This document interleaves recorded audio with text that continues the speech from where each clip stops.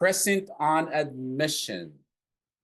Present on admission, guys, this is a supplemental guidelines in the ICD-10 CM.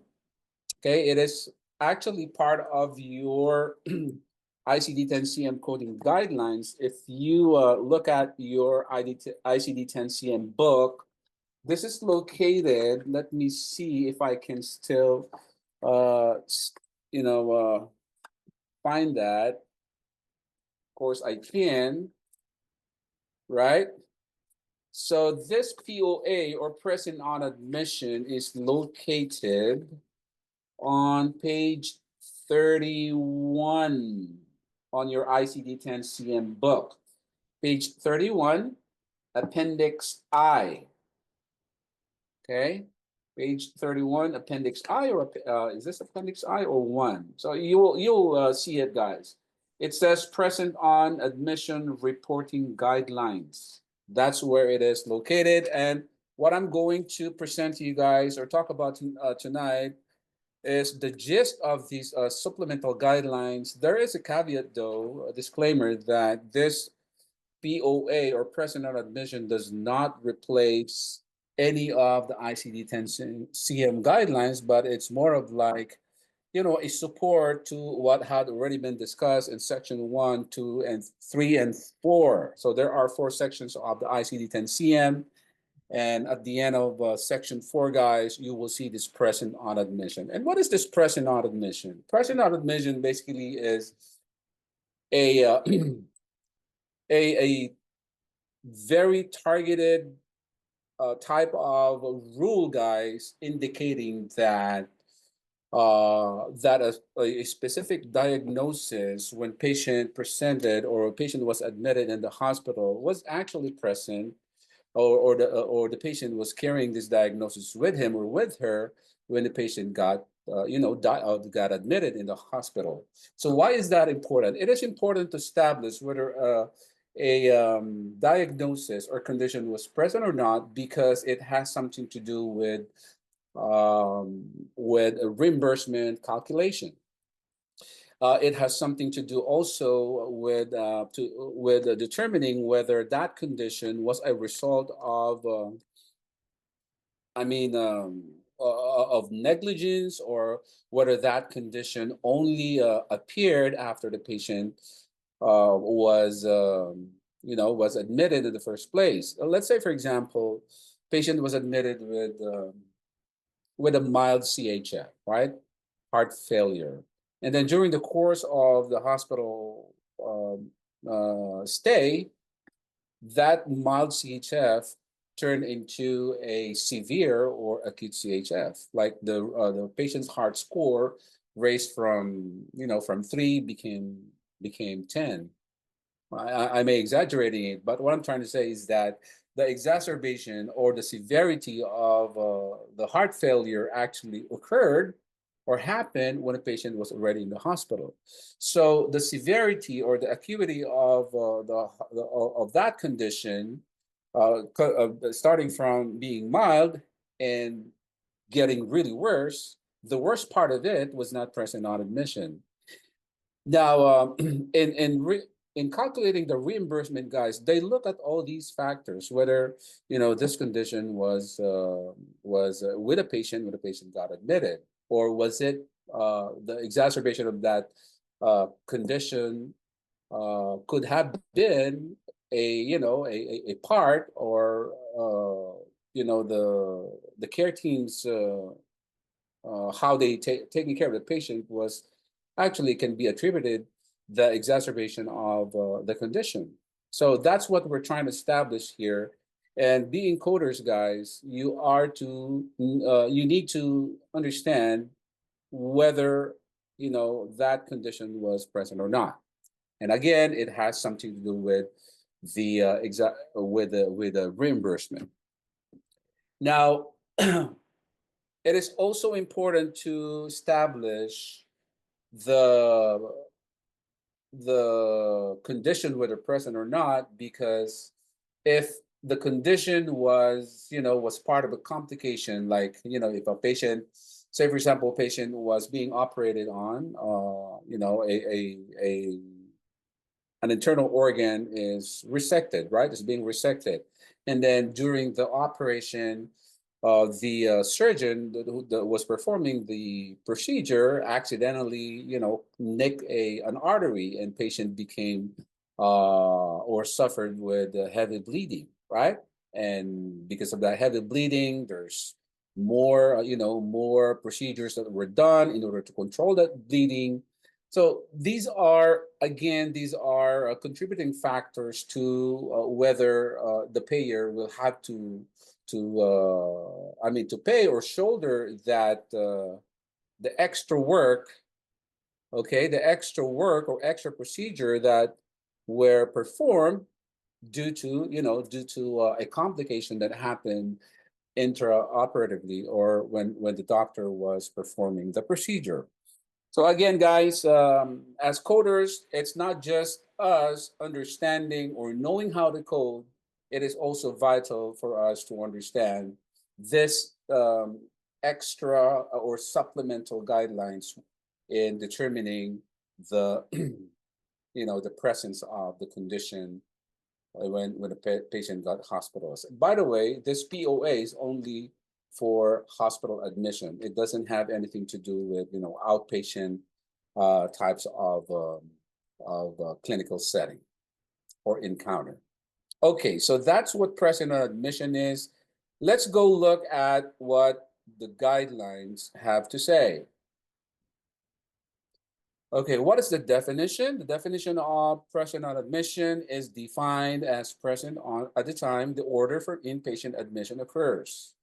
Conditions that develop during an outpatient encounter, including emergency department, observation, or outpatient surgery, are considered as present on admission. So what I just indicated, guys, earlier, that this present on admission determination really depends on whether the patient is carrying that diagnosis, that condition, the patient got admitted. And we have seen in the slide that we just I just presented you guys on the screen that those diagnoses or conditions that the patient came in other clinical settings like emergency department. If a patient was admitted in emergency department and during the course of examining, evaluating the patient in that clinical setting, when the patient subsequently was admitted to the hospital, whatever he carries or she carries in the ED or in the observation, right, which resulted or which prompted to patient being hospitalized, those are present on admission. Again, example would be if a patient is suffering from shortness of breath and during the ED visit or when the patient was brought in, they look at the patient's imaging in the laboratory and they look at the patient's vitals and they thought the patient is having a pneumonia, like, you know, they wanted to and that pneumonia is severe enough that necessitates admission in the hospital. So when the patient gets admitted in the hospital, pneumonia was present on admission. So basically, that's how it works, guys. Right? If a patient's from say from emergency department was discharged or was assigned to the observation unit because they, you know, during the initial examination of the ED physicians, they could not really put a finger on what the exact or what is the definitive diagnosis for the patient. And then during the observation, guys, patients started showing, signs of a definitive diagnosis. Say, for example, patients having sepsis because of the initial clinical manifestations that a patient had during admission, like a respiratory rate that is so high, like more than 22 beats per minute. What else? Our respiration per minute, and what else? Patient's WBC level or count is too high, like in 20,000, and a patient has a high fever, so when the patient was put into observation unit, they were able to establish that the patient is having sepsis, and that sepsis now becomes a reason or necessitates admission to the hospital. So when the patient was admitted in the hospital, sepsis was actually present on admission. It's not the same as when say patient came in with same manifestation, right? And like, say for example, patient has a UTI, during admission in the ED, and patient was put on observation because patient was showing some kind of or signs of having exacerbation of the UTI, right?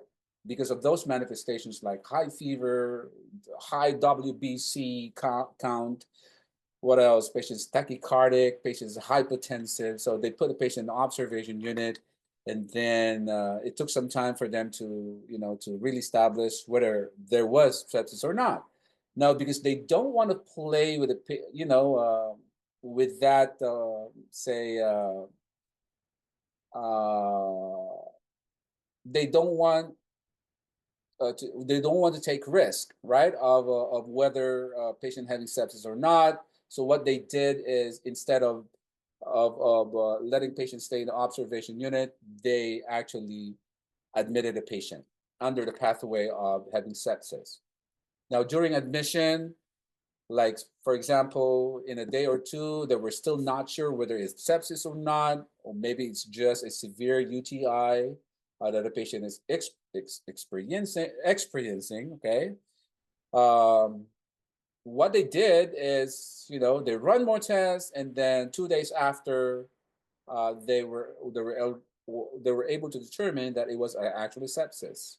So even if they were not able to establish sepsis during the first 2 days, but matter of fact, after running some more tests, they were able to establish that sepsis was actually present on admission. So it really doesn't matter whether the discovery of sepsis happened in the next 2 days or whether the next or the first initial examination, but if they say it was already sepsis, during admission, then of course that tells you that sepsis was present all this time during when the patient was initially hospitalized. So that's how it works, guys, in determining whether patient was present or whether the condition was present or not.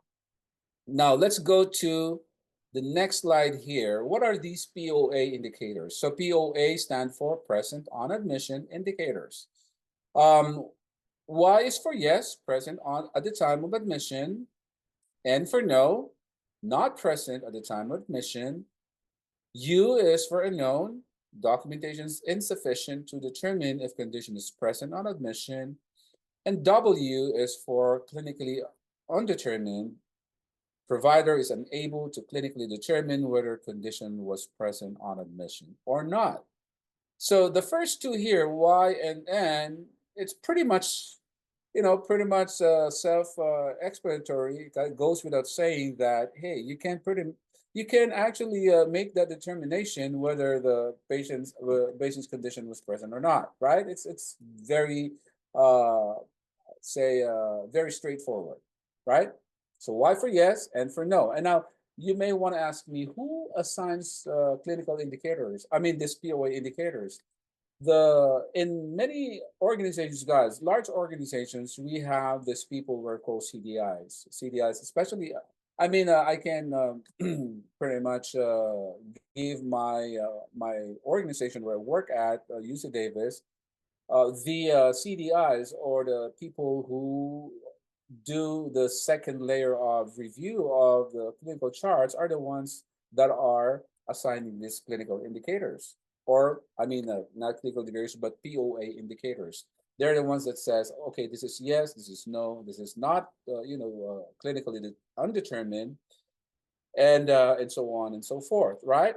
But in other smaller organizations, hospitals, I was told that coders actually do that. Now, there is this in every organization, guys, in every health information management department that where the team members are the ones assigned doing this coding and and putting or encoding all these information in the system. They're the ones that put all these POA indicators into the area where this or this field where this POA indicators are actually indicated. Now, so you see this, guys, Y and U. What about U here? Documentation is insufficient to determine if condition is present on admission, meaning that of all the tests that they have already put in or ordered, they still are not unable to.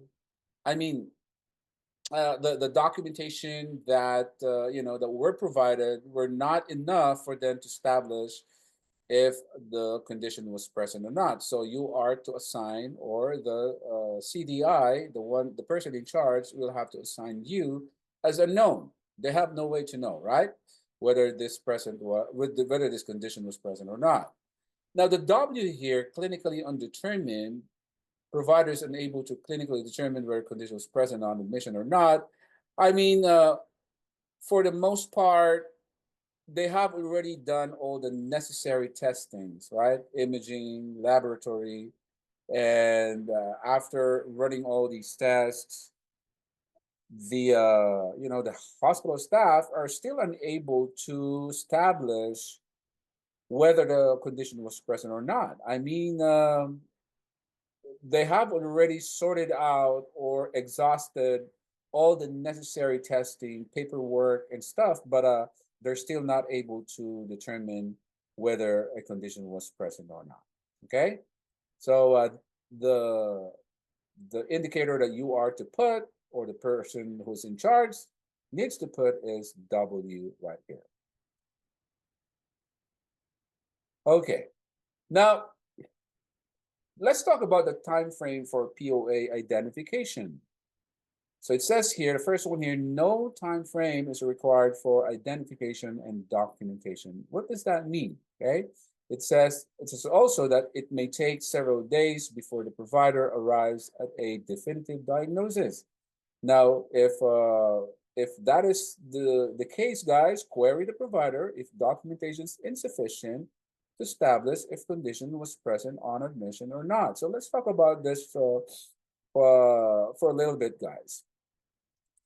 So it says there's no time frame. Whether the discovery of the patient's condition was established 3 days after admission, it doesn't matter.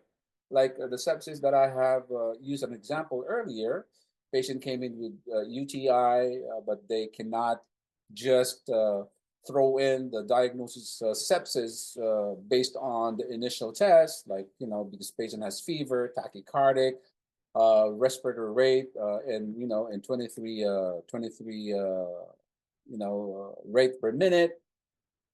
They need solid clinical indicators before they can declare that this is sepsis. Okay, so if it took 3 days for them to make that determination, and the doctor said, okay, sepsis was actually present because of these supplementary tests that we have, or confirmatory tests that we have run lately.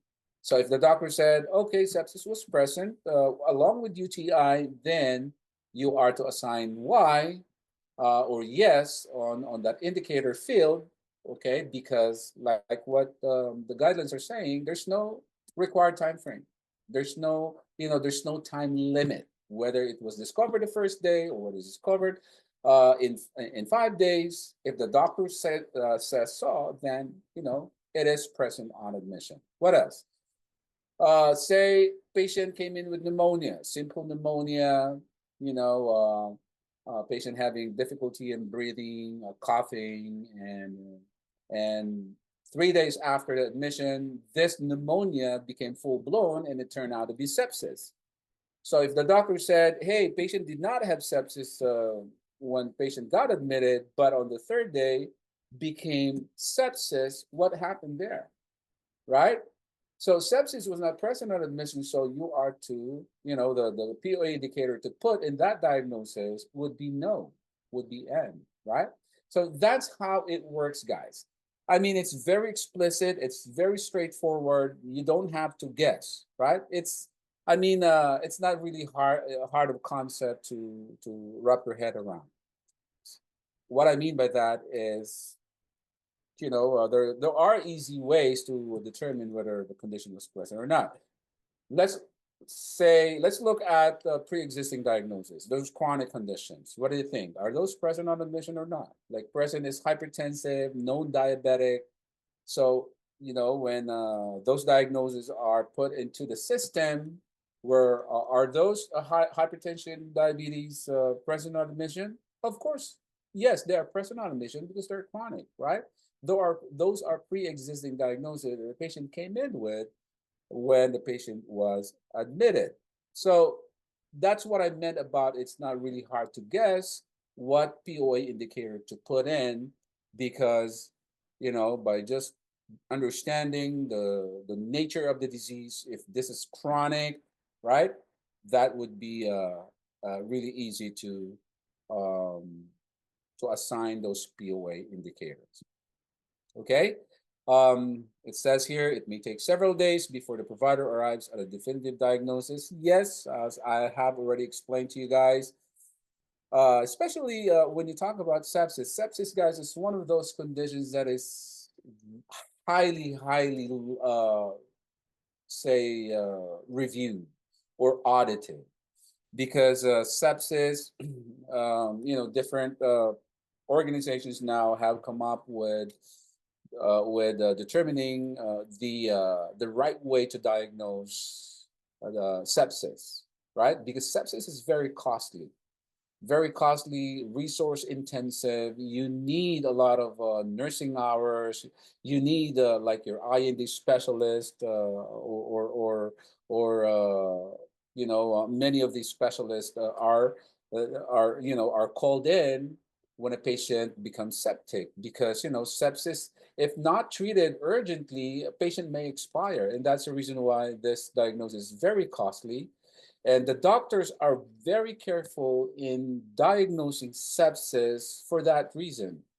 They don't want to make that immediate declaration or uh, make that quick clinical judgment whether a patient is septic or not, because, like I said, sepsis being one of those highly audited diagnosis, there's always a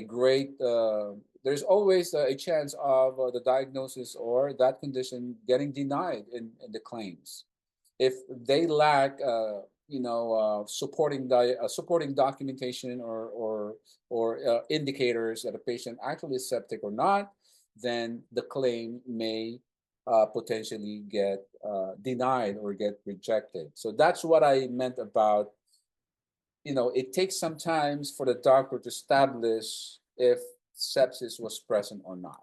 Okay, but other diagnoses, guys, can easily be determined whether present or not. Okay, so again, there is an instruction here saying if you're not sure whether that condition was present or not, you can always query the provider, and that will help determining whether the condition was present or not present during admission. And the POA application here, we may have already talked about some of these. Like, let's read. POA indicator is assigned to principal and secondary diagnoses and the external cause of injury codes. If a condition would not be coded and reported based on UHD's definitions and current official coding guidelines, then the POA indicator would not be reported. There's a question. Tobbs is actually sending it privately, and Tobbs is asking or sharing this statement here. My hospital will only accept sepsis if there's a positive blood culture Is that fair enough? Okay, so this is a good um Tops, can I share this? I mean, this is a good question. Okay, let me just rephrase what, not rephrase, or read again what Tops was asking. Okay, so the hospital only accepts sepsis if there's a positive blood culture. Now the question is that fair enough? Okay, very good question. Now, a positive blood culture, guys, is an indication that there is bacteremia, right? Bacteremia or viremia, whether it is virus or bacterial in nature. If there was a positive culture, then yes. My response to that, Todd, is that that is just one of those clinical indicators. Okay, it's not enough because a positive blood culture cannot fully determine whether a patient is septic or not. Okay, sometimes a positive blood culture may just indicate that the patient is a carrier of is a carrier of that virus or a carrier of that bacteria. It takes more than that. Like they have to look at other clinical indicators like the respiratory rate, that's a patient, this patient's WBC count really match or consistent with bacteremia, right? What else? Um, is a patient severely hypotensive, right? If a patient is hypotensive, then it may be a part of be a patient being being septic. So there are more clinical indicators that payers demand. A positive blood culture is not enough. Okay, it's not enough. So hospitals nowadays, they run more tests. They want to make sure that before they document sepsis, all these criteria are satisfied. But that's a good question. Um, Positive blood culture does not uh, tell enough indicator, guys, or information, does not give you enough information if patient is septic or not. Okay. Now, it says here, guys, these POA indicators are assigned both on the principal diagnosis and secondary diagnosis, right? If a patient came in with, say, with pressure ulcer when patient was admitted, so that's present on admission, right? And those other diagnoses like hypertension, CKD, CHF, uh, may or will also have that POA indicator. Yes, if there are say chronic conditions that the patient came in with. So again, they are assigned to all diagnosis, principal and secondary diagnosis, right? But if a condition, the second bullet here says, if a condition would not be coded and reported based on UHDDS definitions, POA indicator would not be reported. What are these conditions that are not consistent to the UHDDS guidelines? The UHDDS guidelines, guys, I'm not sure if you guys watch the extra videos that I sent everyone, those recorded sessions during the break. So I talked about these UHDDS guidelines, right? The secondary and the principal diagnosis. I talk about them in that recording that I sent you guys. And there are rules about whether to capture the diagnosis or not, right? If the doctor did not, let's say, for example, let's talk about abnormal lab reports, okay? Or abnormal lab findings. If the doctor orders a complete metabolic panel, CMP, in that complete metabolic panel, guys, this will cover or this will capture many of these clinical indicators that the doctor may or may not have intently say part of or include in his examination. Let's say, for example, patient came in with, let's say, for example, say patient was admitted for fracture. Okay, all right, for fracture, and the doctor ordered a complete metabolic panel, right? So the doctor will order also for CBC because they want to see if patients, hemoglobin level like WBC and RBC are, within the defined limits, within normal limits, because patient will be operated on.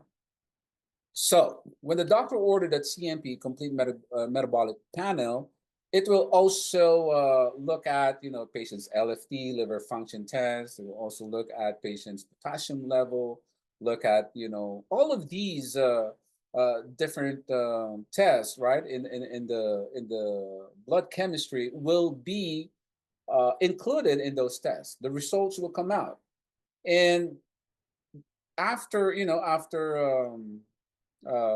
getting the result, they look at the result and they find out the patient's glucose level is high, like 180 glucose level, and it's considered hyperglycemic, right? But if the doctor is not actually evaluating or examining patients' diabetes, I mean, you don't have to assign a code for diabetes if a patient is not, the doctor is not examining it, is not reporting diabetes, right? If the doctor does not intend to report diabetes, you don't have to put it if there was no indication that the diabetes is going to be reported in the diagnosis, or the doctor did not even put the diabetes in the report, even if a patient had a history of diabetes. So that's what I meant about there are conditions that should not be assigned a POA if there was no if the doctor did not even mention it. Okay, even if it was part of the medical history. Another example is that if a patient is morbidly obese, right? Was admitted for fracture, morbidly obese, you see the patient's BMI is like more than 40, 45, right? So to your mind, it is actually morbid obesity. But if the doctor did not say patient is morbidly obese, you don't have to report the diagnosis, and a POA indicator is not necessary. So that's what this second bullet is asking. And this guideline here, the UHDDS definition, is very explicit with that instruction that if the condition did not even, was not even evaluated, there was no reason why patient extended, the hospitalization because of that condition, you are not supposed to assign a diagnosis or a code for that condition.